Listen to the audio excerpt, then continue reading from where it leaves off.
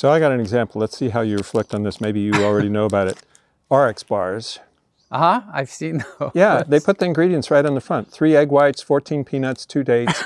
I looked at the ingredients.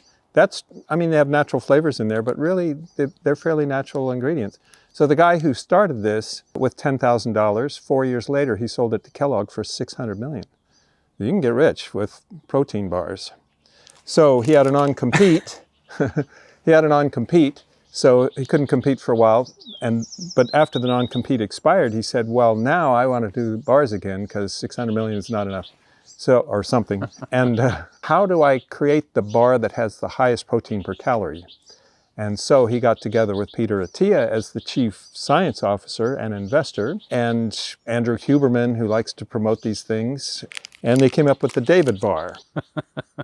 And I'm telling you, they got rid of egg whites, peanuts, and dates and all that, because to hit those protein levels, they gotta, I can't recognize these ingredients, but there must be, glycerin, allulose, tapioca starch, blah, blah, blah, milk protein isolate, collagen, whey protein concentrate. Woo!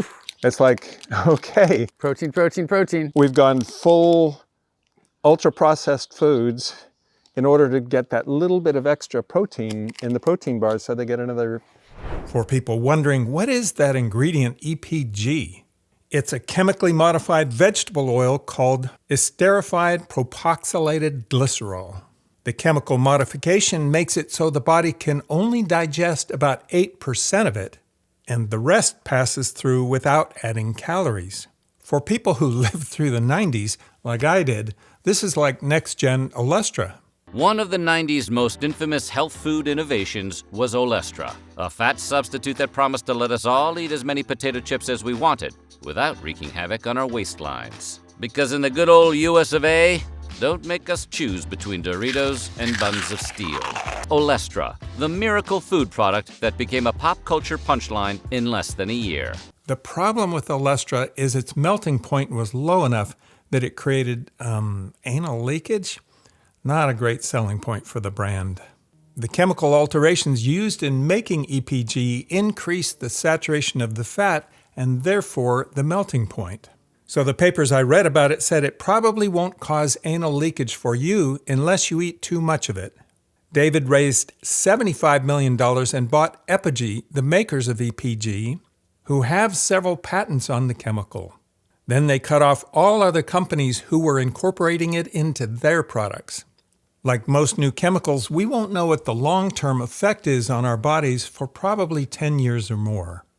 But the moral of the story is, if you want to get insanely rich, invent an ultra-processed food, and David bars take ultra-processing to the next level.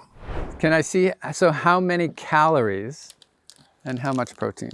Okay, so you're now getting 150 calories. So if you eat 2,000 calories a day, you're nudging up towards 10% of your calories, and you're getting 28 grams of protein. So you're getting, basically half your protein needs for the day with less than 10% of your calories. Yeah. And then you're eating food the rest of the day. Oh my God. Yeah. We're just moving farther and farther away from food at a time when we need to be going the exact opposite direction. So the whole ultra-processed food thing is really a hot topic in the nutrition world right now.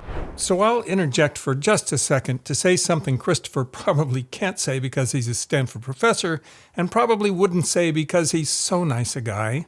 And that is, it's probably right to wonder if we've been scammed, and that's the reason why we have such catastrophically bad health in America. But we identified the wrong scammers. These are your scammers. They're becoming incredibly rich, selling you ultra-processed candy bars, masquerading as health food by leveraging the latest American health obsession.